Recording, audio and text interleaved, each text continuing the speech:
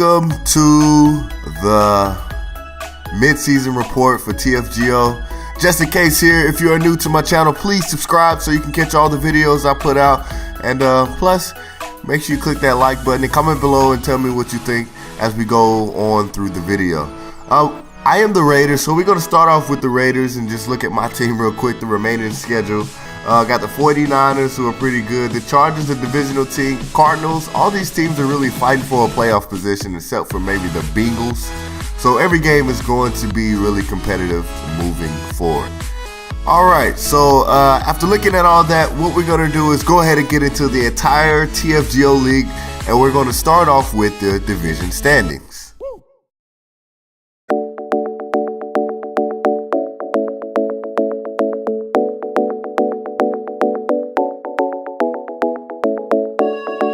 Alright, so starting in the AFC North, you got the Ravens at 8-0, Browns at 4-4, Steelers 3-4, Bengals 3-5.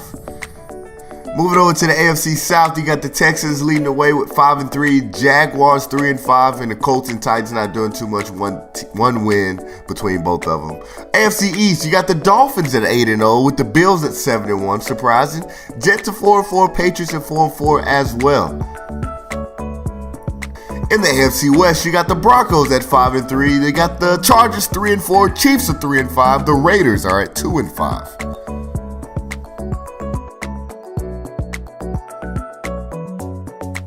Moving over to the NFC North, you got the Packers leading the way 5-2. The Bears are 2-5. Vikings and Lions, one win between them. Moving over to the NFC South, you got the Saints at 4-3, Panthers and Falcons both 2-5, and Buccaneers just one win so far this season. NFC East, you got the Eagles 8-0, the Giants 5-3, Cowboys and Redskins both tied at 3-4, looking to try to fight into the playoffs.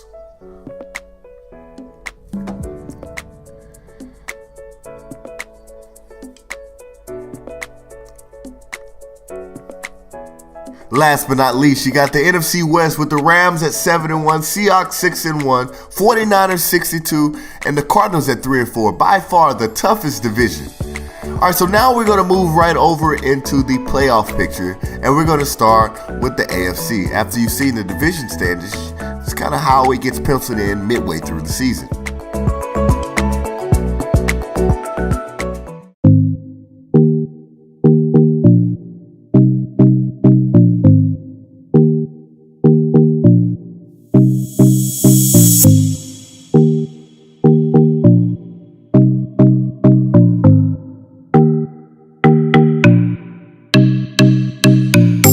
Alright, so starting in the AFC, the Ravens are the 1 seed, followed by the Dolphins at the 2 seed, the Texans as the 3 seed, the Broncos as the 4 seed. Those are all division leaders.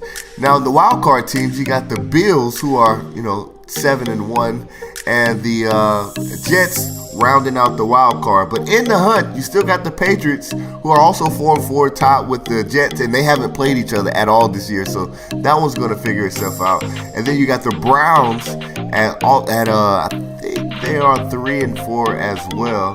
No, the Browns are 4-4, excuse me. So the Browns are 4-4 too. All that situation is going to figure itself out. Not to mention there's two teams tied at 3-4, being the Chargers and the Steelers. So, yeah, this conference is going to be quite interesting. Want to see if the Dolphins are able to hold off the Bills, because the Dolphins have not played the Bills yet this season. And can anyone, maybe the Ravens, stay undefeated?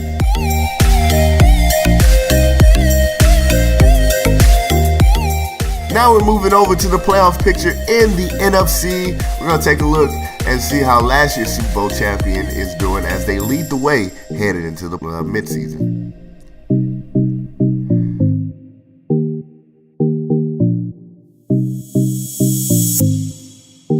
As you see here, the Eagles have the number 1 seed at this point. The Rams are 2, the Packers are 3rd, and the Saints are 4th. Looking at the wild cards, you got the Seahawks and the 49ers. That division is ruthless. And in the hunt, you got the Giants, who are 5-3, and then two teams, the Redskins and the Cowboys tied at 3 and 4. So maybe one of those teams can knock down the Eagles some, but if they can't do that, it's going to be basically what you see here, heading towards the playoffs. Maybe the NFC West will knock itself down a little bit, allowing the Giants to slide in there. We'll see.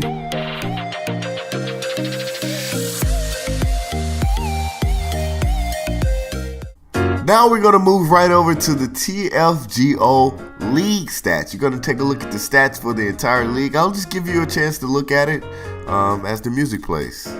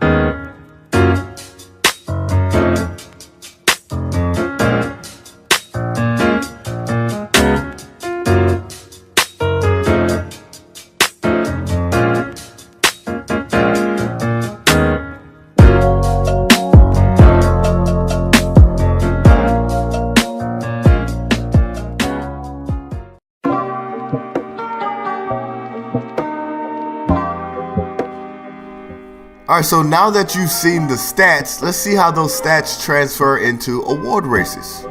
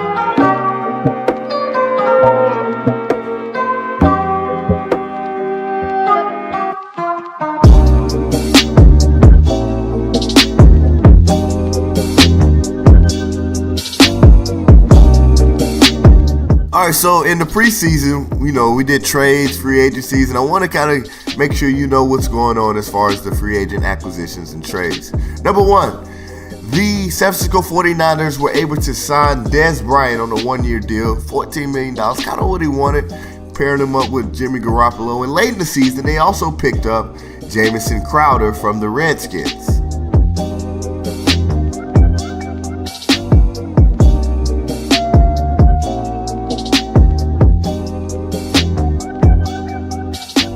Early in the season, the Jacksonville Jaguars wanted some insurance behind Blake Bortles, so they picked up Teddy Bridgewater from the Jets, sending over Dante Fowler Jr., the defensive end who's going to play outside linebacker for the Jets in their scheme. The LA Rams wanted to get some help on that outside linebacker position, so they brought in Shaquille Barrett from the Broncos, who they didn't really need in Denver because they had Bradley Chubb. Now, Tyler Eifert brings a different dynamic to the Dallas Cowboys, who lost Jason Witten. So they brought him in, paid a heavy price, so maybe he is something that they can use to get them into the playoffs. At the midway point, the Indianapolis Colts wanted to fix one thing, and that was their running back game. Even though they're having a bad year, they traded for Mark Ingram, hoping that they could re-sign him and use him in the future to help out Andrew Luck.